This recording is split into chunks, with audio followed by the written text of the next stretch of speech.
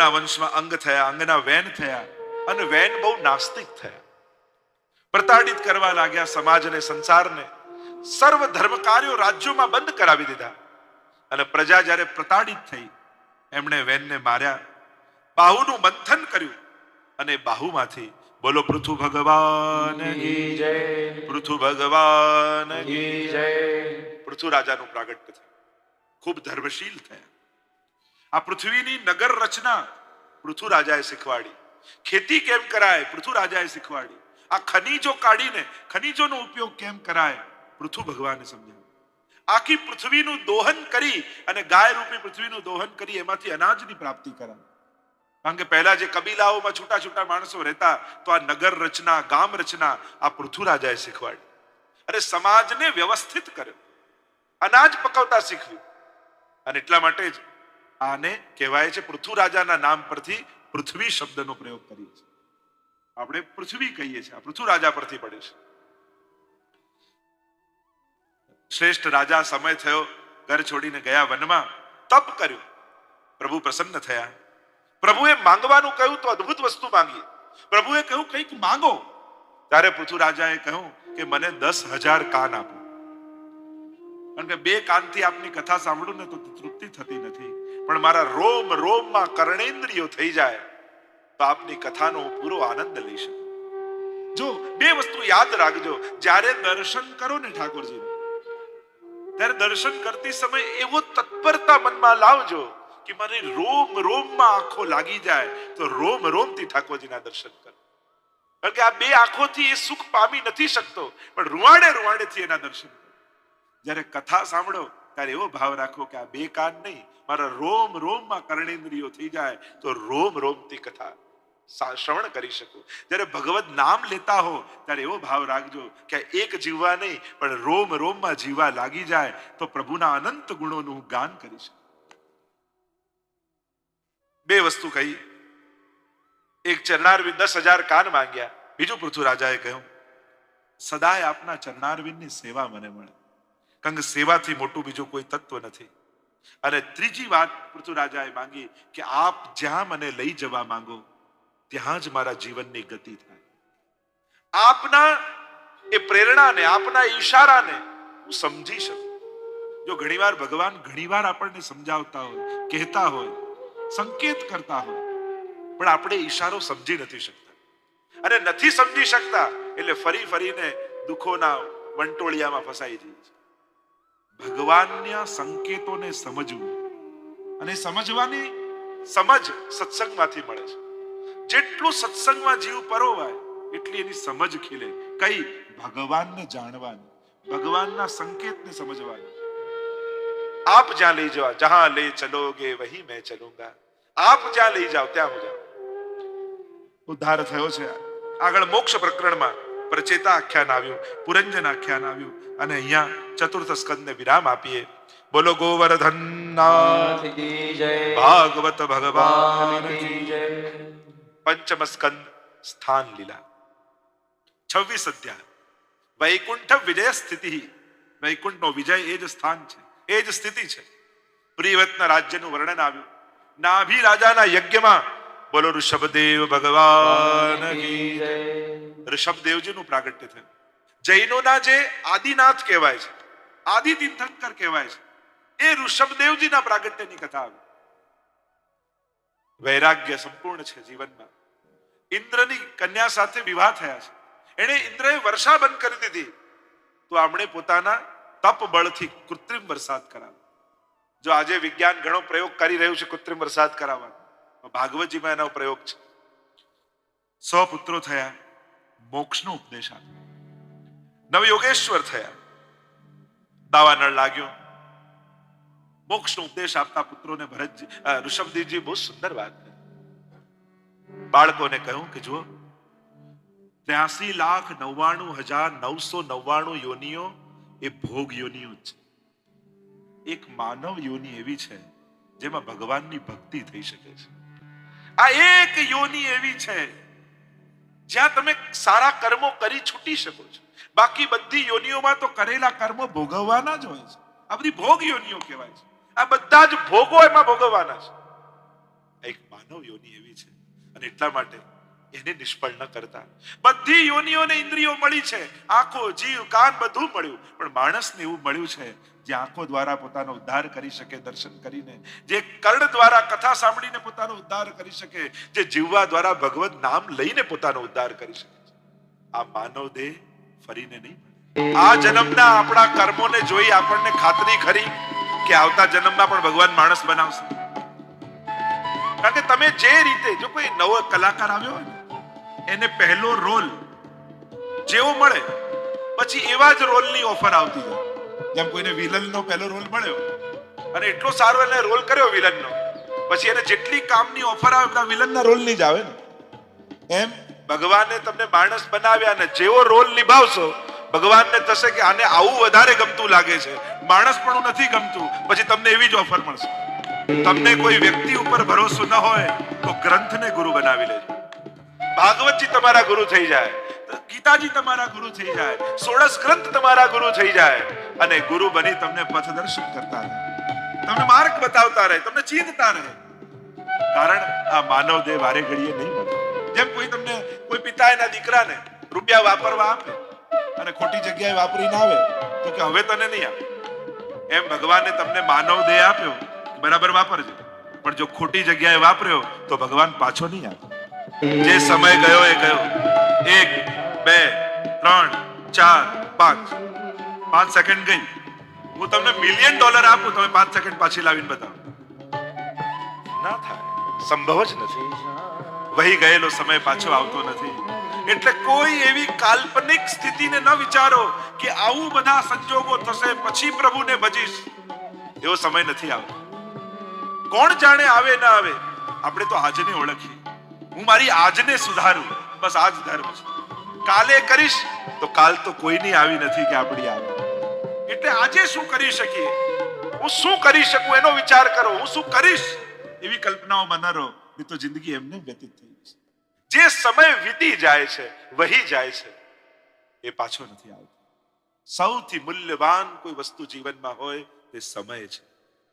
જીવનની છેલ્લી ઘડીએ બધું ભેગું કરેલું આપી દો કે મને અડધો કલાક વધારાનો આપો, તો એ અડધો કલાક નથી મળવાનો. અને આપણે કેટલાય કલાકો નજીવી તુચ્છ બાબતોમાં રોજની વેડફી નાખતા હોય. સહેજ કઈ થયું એટલે આખો દિવસ મોઢું ફુલાવીને ફરે, 24 કલાક બગાડી નાખે. જે જીવનનું બધું આપ્યા પછી પણ પાછું નથી મળવાનું સૌથી કિંમતી સમય છે. હંમેશા યાદ રાખો, કોઈ પણ વ્યક્તિ, વ્યવસ્થા, સંજોગ, સાધન સમય કરતા અધિક મૂલ્યવાન નથી. એટલે સમયના ભોગે કોઈ પણ વસ્તુનો મહત્તા ના, મૂલ્યવાન સમય છે. સુંદર ઉપદેશ આપ્યો છે. પુત્ર થયા ભરતજી, આદર્શ રાજા થયા, અને કહેવાય છે કે એ ભરતજીના નામ પરથી આપણા દેશનું નામ ભારત પડ્યું છે. ભા એટલે પ્રકાશ, જે પ્રકાશમાં રત છે એ ભારત, જે જ્ઞાનમાં રત છે એ ભારત. આદર્શ રાજા થયા, સમય થયા એટલે રાજપાટ છોડી અને વનમાં ગયા. થયું કે હવે હરિનું ભજન કરવું છે. જો જીવનમાં દરેકે અમુક સમય, એ તમે દરેક રાજાઓની કથા જોશો તો આવશે કે અમુક સમય થયો એટલે રાજપાટ છોડીને વનમાં ગયા. એમ દરેક વ્યક્તિએ એક સમય નક્કી કરવો કે હા, કર્યું સંસાર બધું જ કર્યું, હવે હરિનું ભજન કરવું છે, હવે પ્રભુની સેવા કરવી છે. થયું વનમાં ગયા. એક કુટિયા બાંધી નદી કિનારે રહે છે. બસ સવારે સ્નાન કરે, અહીંયા ફળ ફલાદીનો આ ભોજન કરે અને હરિના નામનું સ્મરણ કરે, શ્રી હરિ શ્રી હરિ શ્રી. પણ સમય અને સંજોગો ક્યારે ફરે કોને ખબર. એટલે જ્યારે અવસર મળે ને ત્યારે સત્કર્મો કરી લેવા. બાકી તમે સત્કર્મો કરવા જશો ને ક્યારે કયું વિઘ્ન આવશે એ આપણને ખબર નથી. એટલે મોકો મળ્યો હોય ત્યારે ઝડપી લેવા. એકવાર નદીમાં સ્નાન કરવા ગયા, સવારનો સમય, અને રોજ સંધ્યા વંદન કરે, નદીમાં કટી સુધી ઉભા રહે અને આમ જલ અર્ઘ અંજલિમાં લઈ સૂર્યનારાયણને અભિમંત્રિત કરે, સમર્પિત કરે. નદીમાં કટી સુધીના જલ પર ઉભા હતા. કેટલાક હરણાઓ જલ પીવા આવેલા અને એટલામાં સિંહની ધાડ સંભળાઈ. ગભરાઈ ગયા બધા હરણા. એમાં એક હરણી ગર્ભવતી હતી, ગભરાઈને જલમાં કૂદી ગઈ અને કૂદી ગઈ એને પ્રસવ થઈ. એ તો તણાઈ ગઈ, પણ એનું બચ્ચું તણાતું રાજાએ જ્યાં જલમાં અંજલિ ભરવા જાય ત્યાં બચ્ચું અથડાયું હાથમાં. અરે, આ નવજાત જન્મેલું નવું હરણનું બચ્ચું ક્યાંથી આવ્યું? અરે, આ તો મરી જશે. કિનારે લઈને આવ્યા, વસ્ત્રોથી એને કોરું કર્યું, કુમળું ઘાસ કિનારે ઉગ્યું હતું, તોડીને લાવ્યા અને હરણના બચ્ચાને ખવડાવવા લાગ્યા. દયા બહુ સારી વાત છે, પણ જ્યારે દયા મોહનું રૂપ લઈ લે ને પછી એ બંધન કરતા થઈ. અને હવે રાજાને દયા મોહ બની ગઈ કે જો હું આને નહીં જીવાડું, હું આને નહીં સાચવું તો આ જીવી જ નહીં શકે. મારે કારણે જીવી રહ્યું છે, આને મોહ કહેવાય. એને દયા કરવી જોઈતી હતી, પણ પછી એક હરણનું જીવન જ્યાં હોય ત્યાં એને સ્વાભાવિક ઢંગથી સોંપી દેવું છે. એમાં જ એનું કલ્યાણ છે. પણ મોહ છે ને પકડી રાખે, હું જીવાડનારો, હું ખવડાવનારો, હું બચાવનારો. એમ થયું કે હવે મારે સાચવવાનું છે. અને હવે તો રોજ ઘાસ તોડીને લાવે, ઝૂંપડામાં બાંધી રાખે, એને ખવડાવે.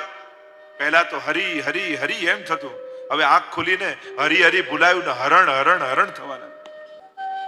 અને આ તો આપણા બધાના જીવનની વાત છે. આ હરણ તો બધે કૂદે જ છે. આપણે પાઠ કરવા બેઠા હોય ને ડોરબેલ વાગે તો માનજો હરણ કૂદ્યું. સેવા કરવા બેઠા હોય ને ફોનની ઘંટડી વાગે તો હરણ કૂદ્યું. નામ જ હરણ છે ને, જે આપણા મનને હરણ કરી જાય એ હરણ. અને આવું તો બધાના જીવનમાં છે. અને દયા મોહનું રૂપ ધરી લીધું. એકવાર રાજા પ્રભુના ધ્યાનમાં બેઠા હતા, એમાં હરણનું ટોળું એ બચ્ચાને દેખાયું. એને થયું મારા સ્વજનો તો આ છે. અને બચ્ચું કૂદતું હરણના ટોળાની સાથે જતું. હરણનું બચ્ચું તો ગયું, પણ રાજાનું મન લેતું ગયું. અરે, ક્યાં ગયું હશે, શું કરતું હશે, એ ખાધું હશે કે નહીં, કેમ કોઈને મારી ના નાખે. અને એ મનમાં એવું બેસી ગયું કે હવે હરી ભૂલાઈ ગયા અને હરણનું ચિંતન 24 કલાક થવા લાગ્યું. અને એવામાં એનો સમય પૂરો થયો, દેહ પડ્યું. છેલ્લી ઘડીએ પણ હરણનું ચિંતન રહ્યું તો બીજા જન્મમાં હરણ થયા. અંત સમયે જ્યાં મતિ ત્યાં ગતિ ગઈ છે. આપણે છેલ્લી ઘડીએ જેનું ચિંતન કરે એની પ્રાપ્તિ એને થાય, એમ શાસ્ત્ર કહે છે. હરણ થાય, પણ ગત જન્મનું ધ્યાન રહ્યું. હરણના દેહમાં પણ ગત જન્મની સુધી રહી. અન્ન જળનો ત્યાગ કર્યો, દેહ પડ્યો, બીજા જન્મમાં બ્રાહ્મણ કુળમાં જન્મ થયો. પણ હવે ધ્યાન છે, એ જન્મમાં તો મોહથી બંધાયો તો 3 જન્મોનો અંતરાય થઈ ગયો. આ જન્મમાં મન ક્યાંય ફસાવા દેવું નથી. આ મન તો એવું છે ને, થોડું આપો એટલે વધારે મેળવવાની ઈચ્છા થાય, સહેજ ચાખે તો આખું જમવાની ઈચ્છા થાય. મનનું તો એવું જ છે. અને ચખાડો એટલે પાછા પડી. કહેતા ને કે રાજા જયારે શિકાર કરવા ગયો અને રોજ એનો સેવક એની ઘરની સફાઈ કરતો, રૂમની, તો ગાદી એટલી કોમળ, સફાઈ કરતા કરતા એને થયું કે રાજાની ગાદી કેટલી કોમળ છે, આમાં રાજાને કેટલો આનંદ આવતો હશે. અને હાથ ફેરવતા વિચાર કરે કે આમાં બેસીએ તો કેવી મજા આવે. એટલે તુરંત વિચાર આવ્યો કે હરી, રાજાને આવવાની તો બહુ વાર છે, લાવ બેસીને તો જો. હાથ ફેરવ્યો તો બેસવાની ઈચ્છા થઈ. અને જ્યાં બેઠો, ઓહો, આટલી કોમળ ગાદી કેટલી સરસ છે, આમાં થોડાક આડા પડ્યા હોય ને 10 મિનિટ તો આખા દિવસનો થાક ઉતરી. તો બેઠો તો આડા પડવાની, કે રાજાને તો આવવાની બહુ વાર છે. આડો પડ્યો તો એવી ઊંઘ આવી કે એમ તો લાવો આંખ બંધ કરી અને અડધો કલાક સુઈ જવું તો આખા દિવસનો થાક તો સુઈ ગયો. અને એવો સૂતો કે રાજાએ લાત મારીને જગાડ્યો. તારી હિંમત કેમ થઈ મારી ગાદીમાં સુવાની? અરે મહારાજ, ક્ષમા કરો, અપરાધ થઈ ગયો, ભૂલથી સુઈ ગયો, તો ખાલી બેસતા વિચાર થયો ને આવું થયું, હવે મને ક્ષમા કરી દો.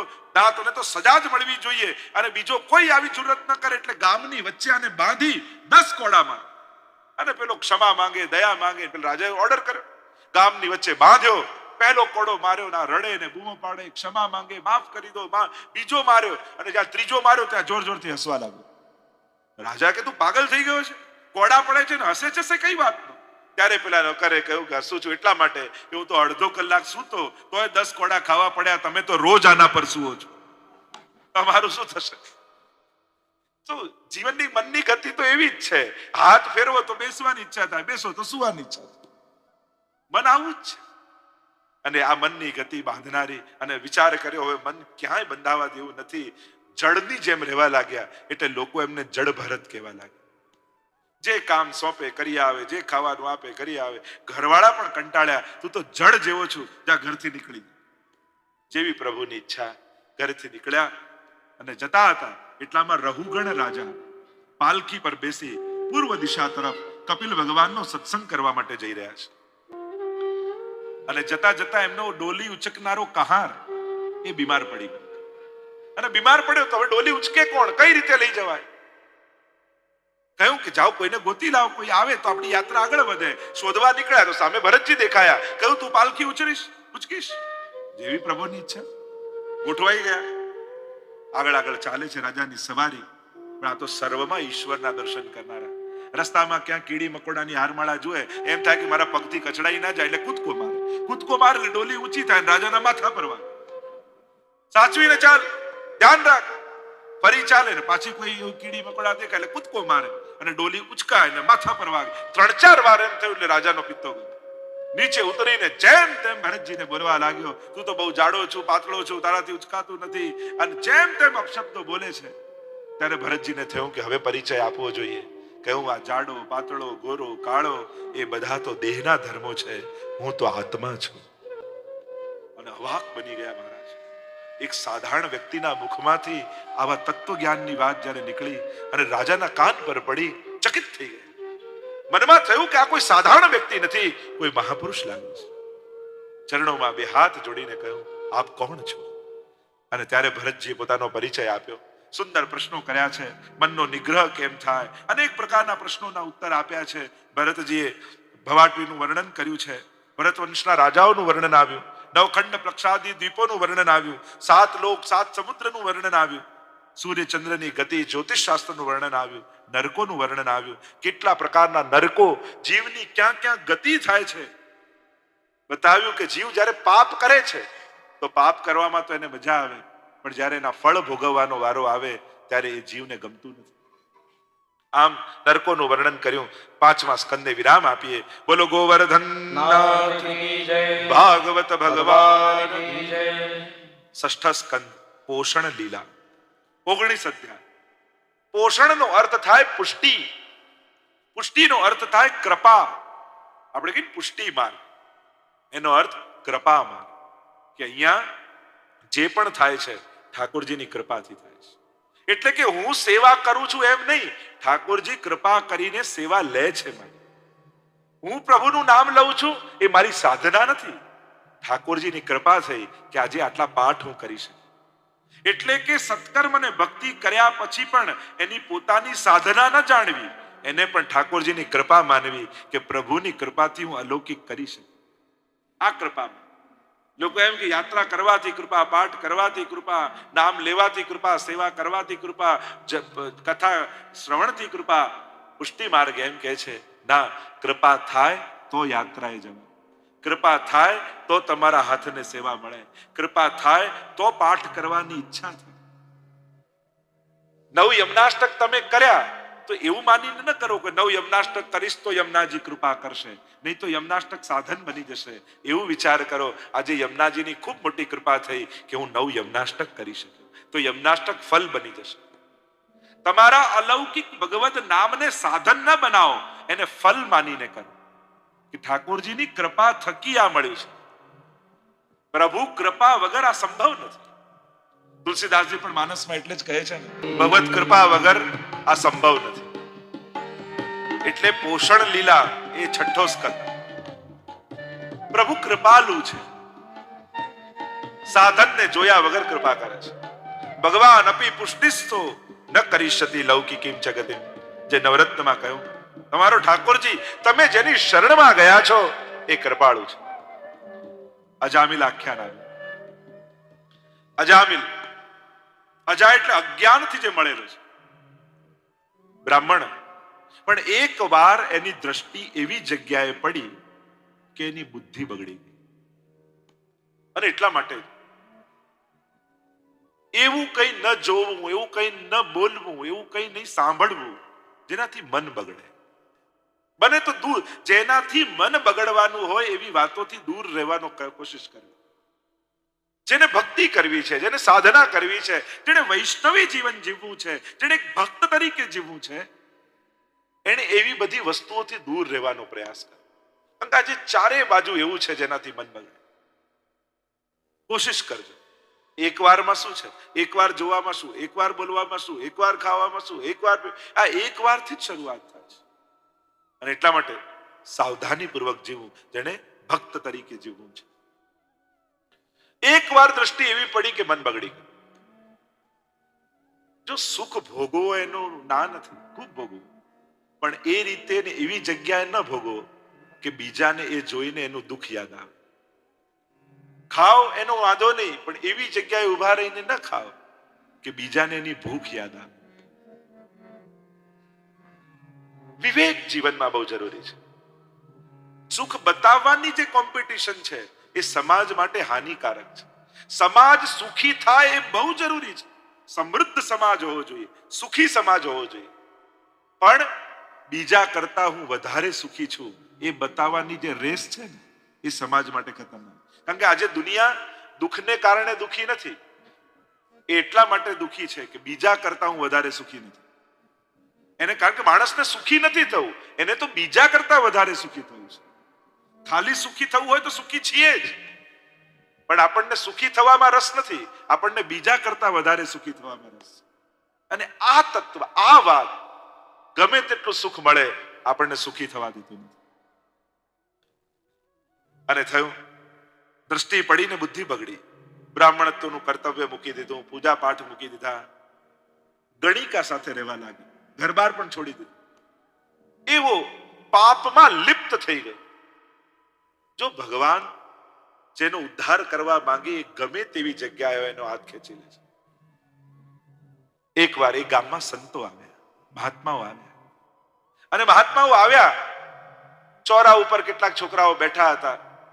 પૂછ્યું કે અહીંયા ગામમાં કોઈ પવિત્ર બ્રાહ્મણ છે જેને ત્યાં અમે ભોજન કરી શકીએ? એ લોકોને મજાક સૂજી. એમણે કહ્યું, મારા ગામમાં એક બહુ પવિત્ર બ્રાહ્મણ છે, અજામિલ નામ છે એનું, અને ત્યાં તમને બહુ પવિત્ર ભોજન મળશે, બહુ આદર્શ બ્રાહ્મણ છે. એમને થયું કે આટલા વખાણ કરે છે તો હશે. આવ્યા અજામિલ ને ત્યાં. અજામિલ તો બહાર ગયો હતો, જે ગણિકા સાથે રહેતો હતો એ ઘરમાં હતી, અને એ પણ ગર્ભવતી હતી, એને બાળક થવાનું. મહાત્માએ ભોજનની વિનંતી કરી કે અમે તમારે ત્યાં ભોજન કરવા આવ્યા છે. ઘરમાં તો કાંઈ નહોતું, જે હતું એ વેચી કરીને અન્ન લાવીને મહાત્માઓ માટે ભોજન સિદ્ધ કર્યું. અને જેના ઘરનું મહાત્મા કણિકા લે એનું કલ્યાણ અવશ્ય થાય. કહ્યું, મનમાં વિચાર કરવા લાગ્યા મહાત્માઓ કે આપણે આને ત્યાંનું અન્ન લીધું છે, આનું કલ્યાણ કરવું છે. એમ તો અજામિલ ભગવાનનું નામ નહીં લે. યુક્તિ કરી, ગણિકાને કહ્યું કે તે અમને ભોજન કરાવ્યું તો હવે દક્ષિણા આપ. બ્રાહ્મણ ભોજન પછી એને દક્ષિણા અપાય, ત્યારે બ્રહ્મ ભોજન પૂરું થાય. તો કે મારી પાસે તો કાંઈ નથી. તો કે અમારે કાંઈ બીજું જોઈતું પણ નથી, પણ એટલું વચન આપ દક્ષિણામાં કે તારે હવે જે બાળક થશે એનું નામ તું નારાયણ રાખજે. બસ એટલું વચન આપ. વિચાર કર્યો કે એમ તો પરમાત્માનું નામ નહીં લે, પણ પુત્રને વશ પણ જો ભગવાનનું નામ પુકારશે તો ક્યાંક ઠાકોરજીએ સાંભળી લીધું તો એનો ઉદ્ધાર થઈ જશે. અને બાળક થયું. અજામિલને બહુ પ્રિય હતું, નામ રાખ્યું નારાયણ. આખો દિવસ નારાયણ અહીંયા આવ, નારાયણ આ લાવ, નારાયણ આ કર, નારાયણ નારાયણ નારાયણ નારાયણ, આખો દિવસ જાપ ચાલે. 88 વર્ષનો થઈ ગયો અજામિલ. યમદૂતો દેખાયા, ગભરાયો, મૃત્યુ આવી ગયું. નારાયણ પુત્રનો પુકાર કર્યો. પુત્રએ તો ન સાંભળ્યું, પણ પરમ પિતાએ સાંભળી લીધું. પોતાના પાર્ષદો મોકલ્યા છે. અહીંયા યમદૂતો એના પ્રાણ લેવા માટે આવ્યા, અને ત્યાંથી ભગવાનના પાર્ષદો આવ્યા. બંને વચ્ચે સુંદર ચર્ચા થઈ છે. યમદૂતો કહે કે આ પાપી જીવ છે, બ્રાહ્મણ હોવા છતાં બ્રાહ્મણત્વનું કર્તવ્ય કર્યું નથી, અમે આને યમલોક લઈ જઈશું. પાર્ષદો કહે આણે અંત સમયમાં ભગવાનનું નામ લીધું છે. અજ્ઞાનાદ અથવા જ્ઞાનાદ ઉત્તમ શ્લોક નામ યત સંકીર્તિતમ અઘમ પુંસો દહે દેદો યથા નલઃ. કહ્યું ભગવાનનું નામ તો એ અગ્નિ જેવું છે, એ જાણતા લો કે અજાણતા એ તો કૃપા કરે જ છે. જેમ અગ્નિમાં જાણતા લાકડું નાખો કે અજાણતા પડી જાય, અગ્નિ તો એને બાળી જ નાખે છે, એમ ભગવાનનું નામ પણ કોઈ જાણતા લીધું કે અજાણતા લીધું એ તો કૃપા જ કરે છે. અજાણે અધર્મી નાહી ગયો તો એ માએ કર્યો. કોઈ અજાણતા યમુનાજીમાં સ્નાન કરી ગયો, તરસ્યો થઈને જલપાન કરવાના બહાને યમુનાજીના પાન કરી ગયો, તો ન જાતું યમયાતના ભવતી તે પયઃપાન. એટલે જ કૃષ્ણાષ્ટમીમાં પણ મહાપ્રભુજી કહે અજામિલાદિ દોષાણામ નાશકો અનુભવેસ્તુ.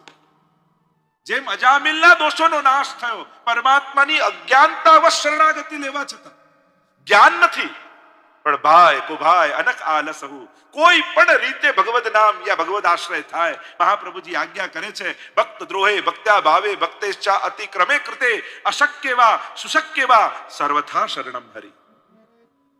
કોઈ પણ સંજોગોમાં તમારી અંદર ભાવ હોય કે ન હોય, તમારો મનમાં દ્વેષ હોય કે પ્રેમ હોય, જે રીતે પણ ભગવાનના શરણે ગયા ને, શરણ જનારો નથી જાણતો, પણ શરણે લેનારો તો જાણે છે કે આની સાથે શું કરે. ભગવાન તો ભગવદ્ ગીતામાં સ્પષ્ટ કહે છે, અહમ ત્વામ સર્વ પાપેભ્યો મોક્ષયિષ્યામિ.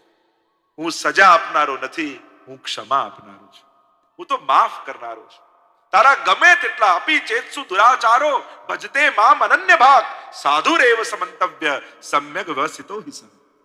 गीताजी में भगवान ने स्पष्ट कहा, भले कितने भी पाप करने वाला हो, पर मुझे भजने का जब संकल्प करता है उसे साधु जानना चाहिए, क्योंकि उसका संकल्प उत्तम है.